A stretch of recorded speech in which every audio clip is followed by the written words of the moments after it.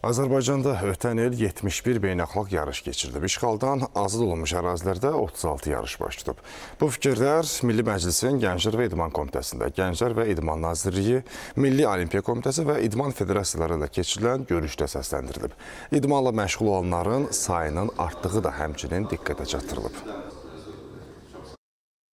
Keçən il yadda qalan digər ən mühüm məqamlar, məsələlərdən biri əlbəttə ki, Azərbaycanda keçirilən MDB oyunları idi və MDB oyunlarında da bizim idmançılar, yəni çox bildiyiniz ki, bu 3-cü MDB oyunları idi. Ondan öncəki MDB oyunlarında biz hər zaman 4-cü yer tutmuşduq medal əyyarına görə, amma bu dəfə biz 2-ci yeri tutduq. Yəni, həm Belarusiyanı, həm Özbəkistanı qabaqladıq və ən mühüm, vacib məqam ondan ibarətdir ki, həmin idmançıların hamısı yerli idmançılar idi, bizim öz yetirmələrimiz idi.